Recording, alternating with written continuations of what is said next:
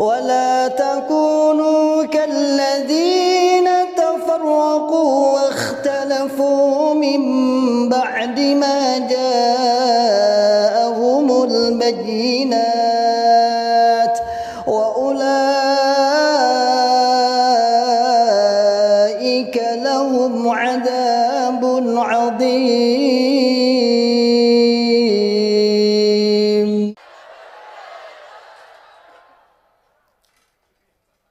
Bismillahirrahmanirrahim.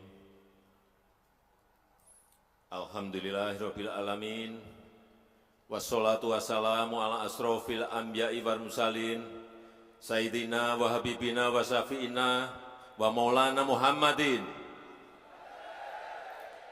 wa alihi wa ashabi ajmain, amma ba'du. Yang saya hormati Wakil Presiden Republik Indonesia sekaligus Mustasyar PBNU Profesor Dr. Kiai Haji Ma'ruf Amin beserta Ibu. Yang saya hormati Presiden kelima Republik Indonesia Ibu Profesor Dr. Hajah Megawati Soekarno Putri.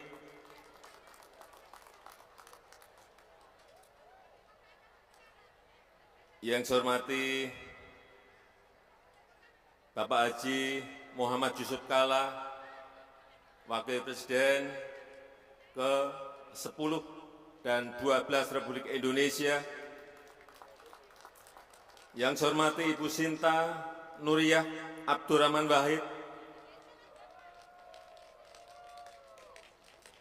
Yang saya hormati Rais Am, Pengurus Besar Nahdlatul Ulama, Bapak Kiai Haji Miftahul Ahyar beserta seluruh jajaran Syuriah. Yang saya hormati Ketua Umum Pengurus Besar Nahdlatul Ulama, Bapak Kiai Haji Yahya Kholil Stakuf beserta seluruh jajaran PBNU. Yang saya hormati para kiai, para masyayikh, para alim ulama, yang saya hormati para menteri, Kabinet Indonesia Maju, Panglima TNI, Kapolri, yang saya hormati keluarga besar Nahdlatul Ulama, para Nahdiyin,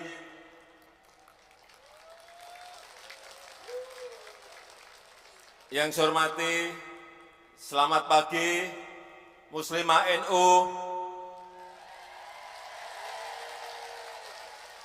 yang saya hormati Fatayat NU, selamat pagi.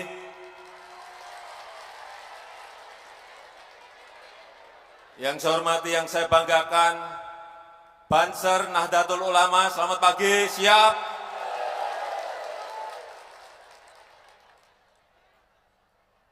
Hadirin dan undangan yang berbahagia.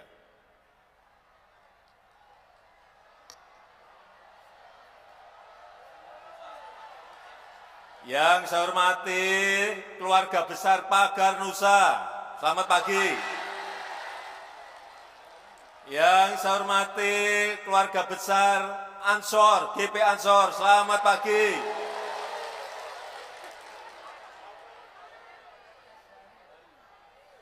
Yang saya hormati keluarga besar Esjari. Ada yang belum? Tadi saya kagum betul. Drum bandnya Banser.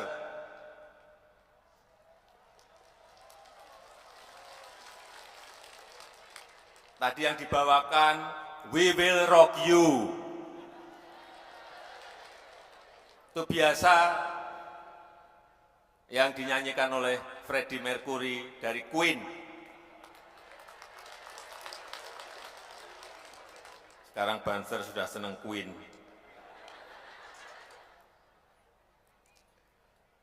Bapak Ibu sekalian, panas. Panasnya pagi hari ini adalah panas yang sehat.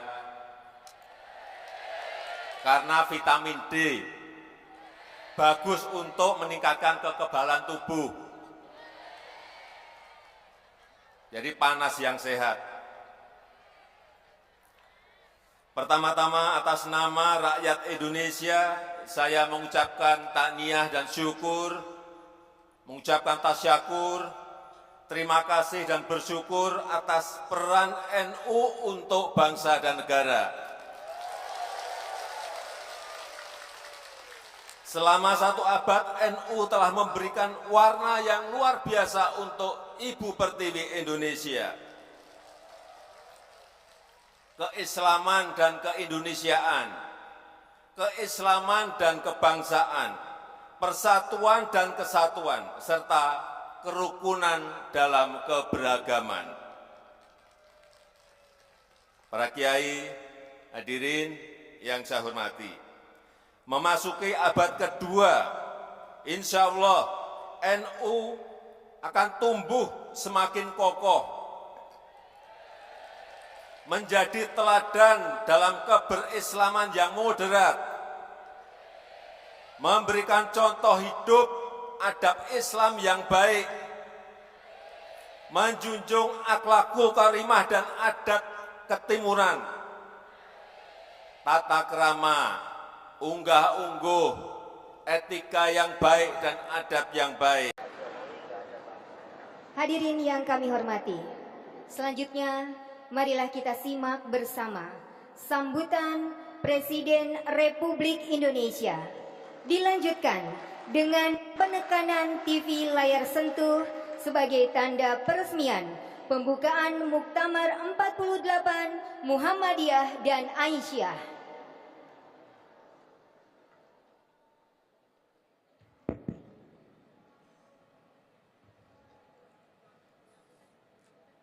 Bismillahirrahmanirrahim. Assalamualaikum warahmatullahi wabarakatuh.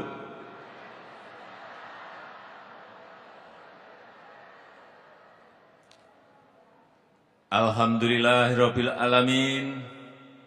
Wassalatu wassalamu ala sayyidina wa maulana Muhammadin wa ala alihi wa ashabi ajmain, amma ba'du.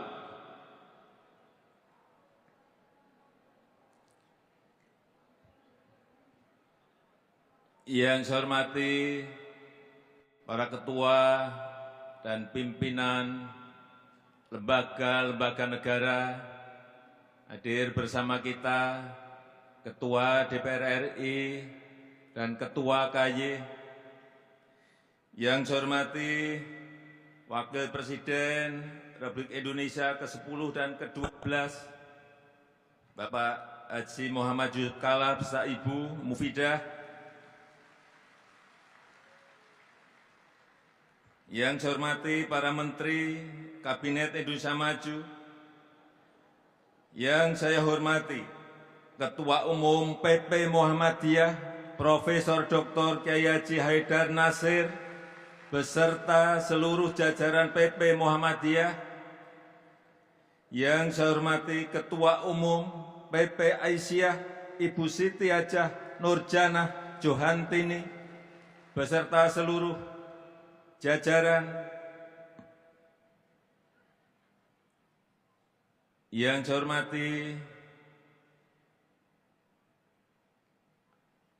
para tokoh agama dunia yang juga hadir,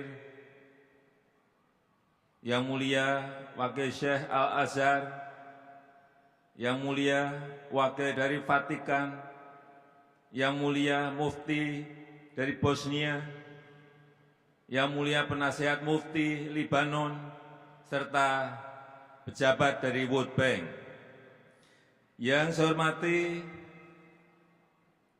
Bapak Profesor Din Samsudin beserta para sesepuh Muhammadiyah yang hadir. Yang saya hormati para pimpinan wilayah, daerah, cabang, ranting Muhammadiyah di seluruh Indonesia dan cabang istimewa di luar negeri. Yang saya hormati ketua umum dan pimpinan organisasi otonom di lingkungan Persyarikatan Muhammadiyah di seluruh Indonesia. Yang saya hormati, yang saya banggakan seluruh keluarga besar Persyarikatan Muhammadiyah yang saya cintai, yang saya banggakan. Para penggembira yang pagi hari ini pasti sangat bergembira dan bersyukur hadirin undangan yang berbahagia. Alhamdulillah, saya sangat syukur, saya senang dan merasa sangat terhormat bisa hadir di Muktamar Muhammadiyah dan Muktamar Asyah pada pagi hari ini. Dan alhamdulillah saya dan Bu Iriana bisa bersilaturahmi langsung dengan Bapak Ibu semuanya.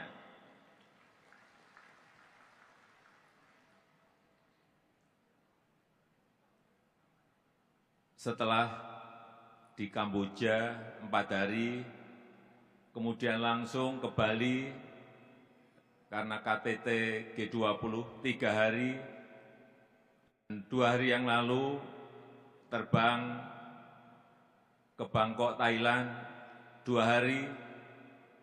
Tadi malam saya masih berada di Bangkok dan sampai di kota Solo jam 11 malam untuk hadir di KTT APEC. Seharusnya KTT APEC baru selesai sore hari ini, tetapi karena hormat saya, respek saya terhadap undangan dari PP Muhammadiyah dan PP Aisyah, maka saya pulang duluan, mendahului pemimpin-pemimpin yang lain, supaya bisa berjumpa dengan Bapak Ibu semuanya.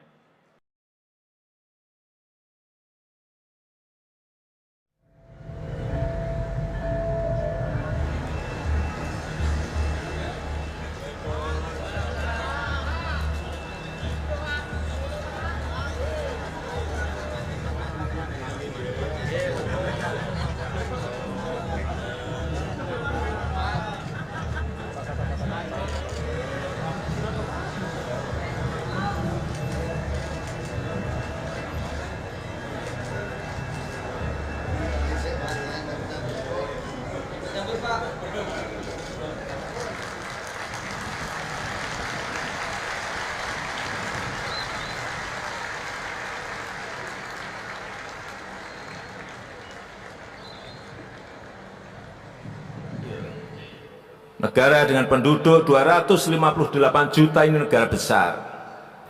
Dan sebagai negara besar dengan penduduk muslim terbesar di dunia, kita juga tidak pernah berdiam diri terhadap persoalan-persoalan yang dihadapi umat muslim di dunia yang terjadi di negara-negara muslim. Karena kita memegang teguh amanah konstitusi bahwa kita wajib ikut serta memelihara ketertiban dunia berdasarkan kemerdekaan, perdamaian abadi dan keadilan sosial. Karena memang faktanya sampai saat ini Palestina juga belum merdeka. Suriah, Irak, Yaman, Libya masih dihantui oleh perang dan konflik, serta Afghanistan yang belum sepenuhnya pulih. Untuk itu kita berkewajiban untuk ikut berkontribusi memberikan solusi mewujudkan perdamaian dunia, memberikan solusi demi kepentingan umat Islam di dunia. Misalnya terkait Palestina, tahun 2016 kita telah membuka kedutaan besar kehormatan di Ramallah di Palestina. Yang kedua, untuk Palestina juga atas permintaan Presiden Mahmud Abbas, Presiden Palestina, Indonesia juga menggelar KTT luar biasa mengenai Palestina, Al-Quds Al-Sharif di Jakarta 2016 yang lalu. Ini banyak orang yang lupa. Inilah kegiatan-kegiatan kita sesama negara dengan penduduk muslim. Untuk Afghanistan, kita juga turut membantu saudara-saudara kita di sana. Telah dibangun Islamic Center di Afghanistan untuk pendidikan anak-anak di sana. Kita juga membangun Masjid Indonesia di Kabul di tahun 2016. Sebentar lagi kita juga akan mengajak ulama-ulama Afghanistan untuk berkunjung ke Indonesia, untuk saling belajar, saling sharing untuk membangun Islam yang rahmatan lil alamin. Dan nanti bulan Desember juga Ibu Negara Rula Ghani, ini istri Presiden Afghanistan, juga akan berkunjung ke Indonesia insya Allah untuk membahas program-program yang berkaitan dengan perempuan dan anak. Yang ketiga, yang berkaitan dengan Rakhine State di Myanmar, masalah Rohingya di Myanmar. Sikap kita tegas bahwa kekerasan dan krisis kemanusiaan di Rakhine State harus segera dihentikan. Itu sudah menjadi sikap tegas kita. Oleh sebab itu, saya telah mengutus Menteri Luar Negeri yang datang nggak sekali dua kali bertemu dengan Aung San Suu Kyi, dengan militer di Myanmar untuk mendesak agar kekerasan yang ada bisa dihentikan. Dan pada Januari, Februari yang lalu, kita juga telah mengirim obat-obatan dan makanan ke pengungsi di Rakhine State di Myanmar, 10 kontainer itu sudah. Ke informasi selanjutnya, Presiden Joko Widodo berkesempatan bersilaturahmi dengan pengurus Pusat Persatuan Islam atau Persis di Bandung, Jawa Barat. Dalam kunjungannya, Presiden membahas sejumlah kesenjangan yang terjadi di masyarakat, serta alasan terkait pentingnya Perpu Ormas dalam eksistensi negara. Kedatangan Presiden Joko Widodo di Masjid Pimpinan Pusat Persatuan Islam Persis Bandung, Jawa Barat telah ditunggu oleh ratusan jamaah. Dalam silaturahminya, Presiden banyak bercerita tentang kesenjangan yang terjadi di masyarakat saat ia pertama menjabat. Presiden juga menjelaskan tentang pentingnya Perpu Ormas dengan tujuan menciptakan iklim yang kondusif dan berkesinambungan eksistensi negara. Ini adalah merupakan kehormatan buat kami. Dari Persis ini kan pernah 2 kali ke istana. Ini saya tadi saya sampaikan ini kunjungan balasan saya kepada Persatuan Islam Persis.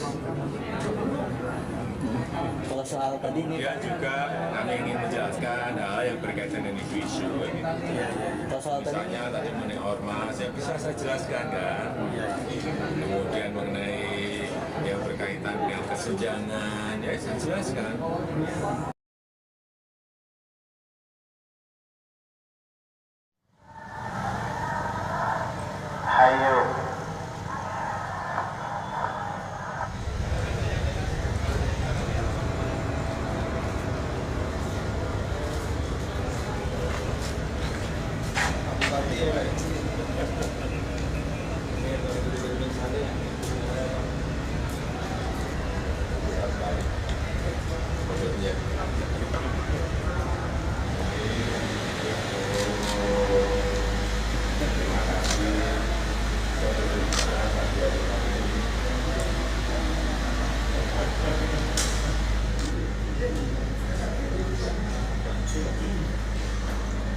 Dari tim besarnya ya juga 8 tapi harus terakhir di kami harus dipilih.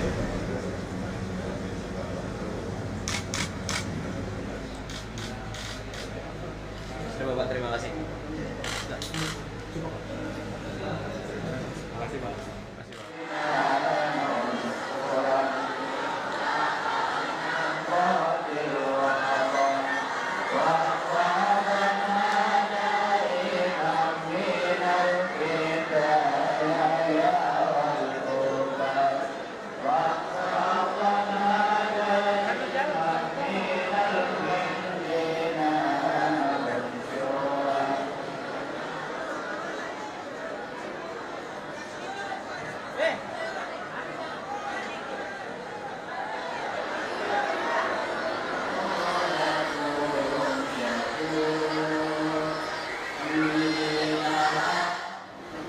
Saya ingin menyampaikan kepada kita semuanya bahwa negara kita Indonesia ini adalah negara besar. Negara dengan penduduk 258 juta, ini adalah negara besar. Kita memiliki 714 suku, memiliki 1.100 lebih bahasa daerah. Ini adalah negara besar, anugerah dari Allah yang diberikan kepada kita. Oleh sebab itu, saya mengajak kepada kita semuanya untuk terus menjaga, karena 87% penduduk Indonesia adalah Muslim, dan Indonesia adalah negara dengan penduduk Muslim terbesar di dunia.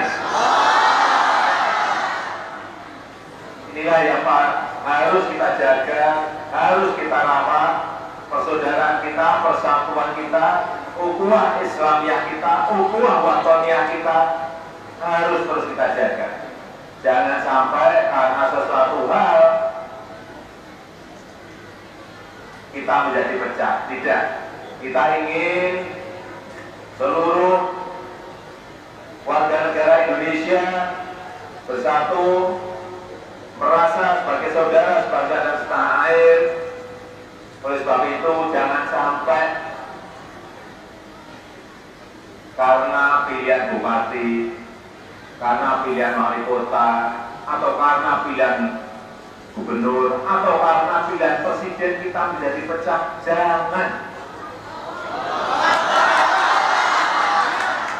Silahkan kalau mau milih bupati, coblos, silahkan yang paling baik dipilih. Kalau ada pilihan gubernur, silahkan coblos yang paling baik dipilih. Kalau ada pilihan presiden yang paling baik, silahkan dicoblos, silahkan. Tetapi setelah itu, setelah pilihan itu, marilah kita kembali sebagai saudara sebangsa dan setanah air. Kita jaga kembali ukhuwah Islamiyah kita jaga kembali ukhuwah watoniyah kita. Itu titipan saya. Assalamualaikum warahmatullahi wabarakatuh. Nama saya Muhammad Nabi Sanida, biasa dipanggil Yogi. Alamat di Makassar, Pulau Timur. Bapak Timur, panggilannya Yogi. Nah, Yogi milih apa? Milih Pancasila atau milih suku? Milih Pancasila. Nah, udah, silakan. Yang keras, tegas, Pancasila. Pancasila. Pancasila. Satu. Ketuhanan yang Maha Esa. Dua. Kemanusiaan yang adil dan beradab. Tiga. Persatuan Indonesia. Empat. Kerakyatan yang dipimpin oleh hikmat kebijaksanaan dalam permusyawaratan perwakilan. Lima. Keadilan sosial bagi seluruh rakyat Indonesia.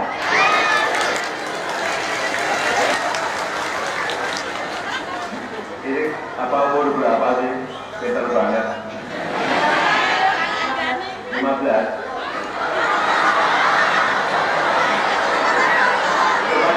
Coba dilihat, ini wajahnya mirip-mirip saya ya.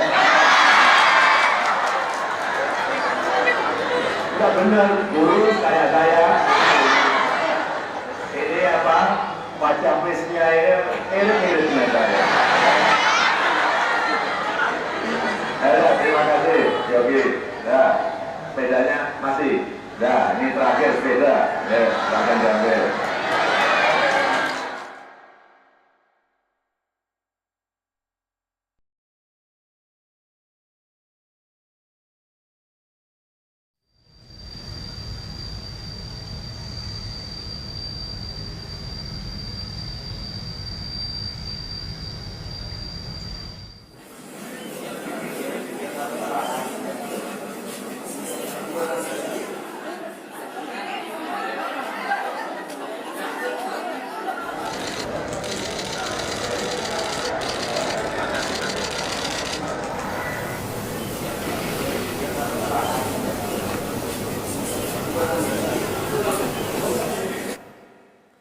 Yang pertama, saya ingin menyampaikan, mengingatkan, menyadarkan kembali kepada kita semuanya bahwa negara kita ini adalah negara besar, Indonesia adalah negara besar, dengan penduduk sekarang terakhir,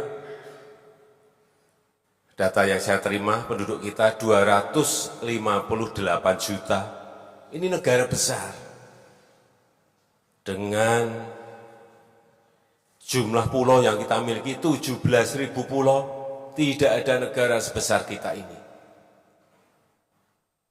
Dengan keberagaman kita memiliki 714 suku, 1.100 lebih bahasa daerah. Ini yang selalu saya sampaikan di mana-mana. Setiap summit, setiap konferensi internasional, setiap bertemu dengan kepala negara, selalu saya sampaikan. Bertemu dengan, ini penting untuk kita semuanya, bertemu dengan Presiden Afghanistan, Dr. Ashraf Ghani, yang 23 tahun berada di pengasingan di luar negeri. Beliau baru balik setelah menjadi presiden. Setelah saya sampaikan, Presiden Ashraf Ghani, Indonesia memiliki 17.000 pulau, 714 suku, 1.100 lebih bahasa lokal. Beliau menyampaikan kepada saya, Presiden Jokowi, sebagai negara dengan penduduk muslim di dunia, saya titip pesan, negaramu ini negara yang sangat besar, bukan besar, sangat besar. Jumlah suku yang 714 itu bukan jumlah yang sedikit. Afghanistan itu hanya memiliki 7 suku. 7 suku kita, 714 suku. Beliau pesan wanti-wanti kepada saya, hati-hati Presiden Jokowi mengelola keberagaman agama, keberagaman suku, keberagaman adat istiadat dan budaya yang ada di negaramu. Hati-hati. Itu tidak mudah, tidak gampang. Di Afghanistan dulu juga karena pertikaian 2 suku. Kemudian yang satu membawa teman dari luar, yang satu membawa teman dari luar. Akhirnya terjadi perang. Sampai sekarang belum selesai. Dan bahkan terpecah menjadi 40 kelompok. Dan saat itu juga saya memberanikan diri untuk mengundang kelompok-kelompok yang ada di Afghanistan untuk datang di Indonesia, untuk melihat Indonesia, keberagaman Indonesia, persatuan yang ada di Indonesia, ukhuwah Islamiyah yang ada di Indonesia, ukhuwah watoniyah yang ada di Indonesia. Itu yang ingin kita tunjukkan. Insya Allah nanti pada akhir bulan ini, ke tanggal 20, ini akan datang kelompok besar dari Afghanistan untuk hadir di Indonesia. Untuk melihat kenapa kita ini rukun. Ini kita dilihat loh. Kenapa kita ini bisa bersatu? Apa sebabnya? Beliau-beliau ini mau melihat kita. Jadi kalau kita sendiri di dalam negeri, ini masih ada yang usrek. Usrek itu apa ya? Gesekan.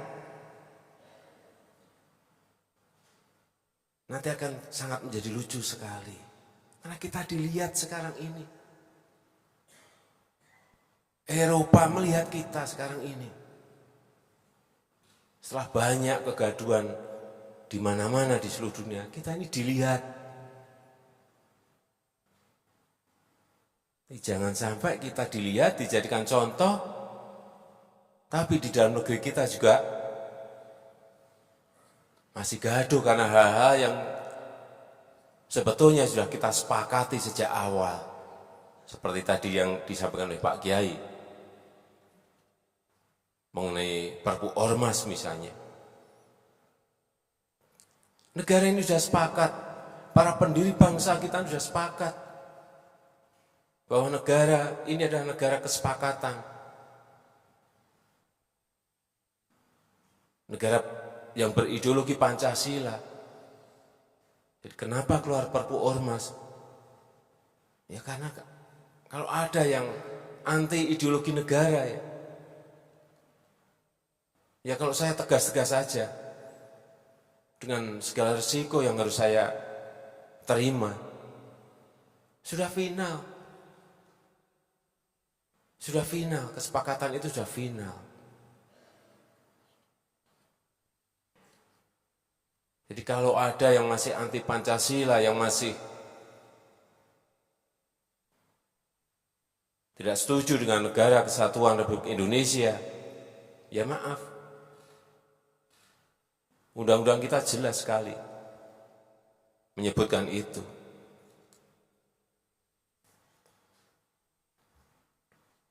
Yang kedua, mengenai penguatan pembangunan karakter, Perpres itu kita keluarkan karena apa? Karena sekarang landscape interaksi sosial antar individu, antar masyarakat itu sudah sangat terbuka sekali. Kenapa pendidikan karakter kita nomor satukan? Kita takut nilai-nilai agama, nilai-nilai budaya yang ada di negara kita Indonesia ini tergerus. Gara-gara anak didik kita ini sekarang yang mendidik bukan hanya guru, bukan hanya orang tua, tetapi media sosial ikut mendidik mereka. Berbahaya sekali kalau anak-anak tidak kita berikan sebuah penguatan karakter.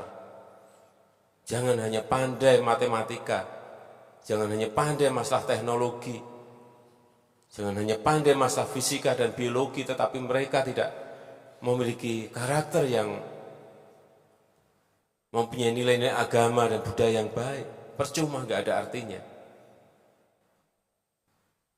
Dan alhamdulillah pada saat kita mengundang seluruh ormas-ormas Islam, semuanya memberikan dukungan penuh pada Perpres penguatan karakter yang kita keluarkan. Ini sebuah hal yang patut kita syukuri. Saya rasa itu yang bisa saya sampaikan pada kesempatan yang baik ini. Dan dengan mengucap Bismillahirrahmanirrahim, pagi hari ini saya buka Muktamar Pimpinan Al-Irsyad Al-Islamiyah di Bogor. Terima kasih. Wassalamualaikum warahmatullahi wabarakatuh.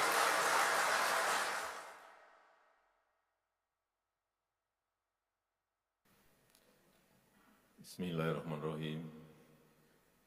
Assalamualaikum warahmatullahi wabarakatuh.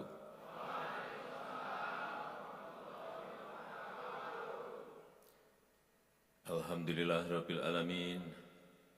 Asyhadu an la ilaha illallah wahdahu la syarikalah wa asyhadu anna Muhammadan abduhu wa rasuluh allati la nabiyya ba'dah, amma ba'du.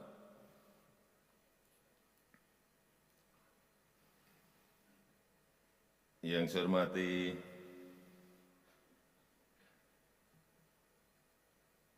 para pimpinan dan ketua lembaga negara yang hadir, yang saya hormati para menteri Kabinet Indonesia Maju hadir bersama saya, Pak Menko PMK, Pak Menhan, Bapak Menteri Perdagangan, Panglima TNI, Kapolri,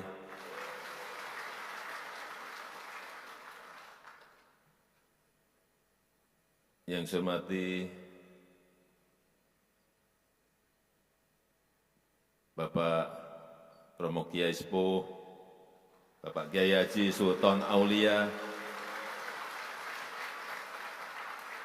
beserta Ketua Dewan Penasihat DPP RI, Bapak Kiai Haji Edi Suparto Saifuddin, yang saya hormati Ketua Umum DPP LDI, Bapak Kriswanto Santoso, para pimpinan Pondok Pesantren EDI, beserta seluruh pengurus harian DPW, DPD, RDI se-Indonesia, Bapak Ibu, hadirin dan tamu undangan yang berbahagia.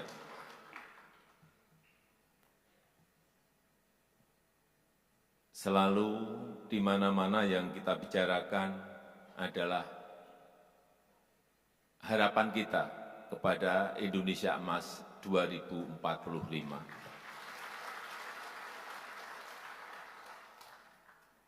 Termasuk tadi yang disampaikan oleh Bapak Ketua Umum RDI,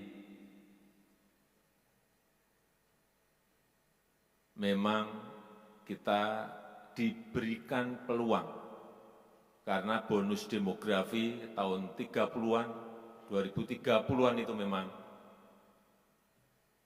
biasanya dalam sebuah peradaban negara itu diberi kesempatannya satu kali. Tinggal kita bisa melaksanakan, melakukan lompatan atau tidak.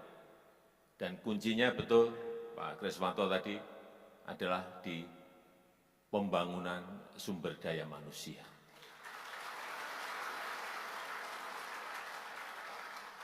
Jadi LDI sudah betul. Tadi yang disampaikan oleh Pak Kris tadi betul.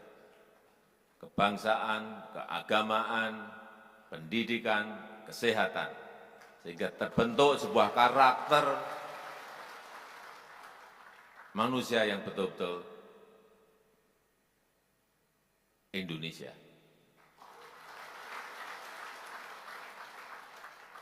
Tapi menuju ke Indonesia Emas itu tidak mudah. Banyak tantangan yang harus kita selesaikan. Di Amerika Latin, banyak negara gagal melompat menjadi negara maju. Tahun 50-an, tahun 60-an, tahun 70-an mereka sudah menjadi negara berkembang. Tetapi sampai sekarang mereka juga tetap hanya menjadi negara berkembang. Malah ada yang jatuh menjadi negara miskin. Problemnya adalah diberi kesempatan dan tidak menggunakan. Ini yang kita tidak mau itu terjadi di negara kita Indonesia. ولا تكونوا كالذين تفرقوا واختلفوا من بعد ما جاءهم البينات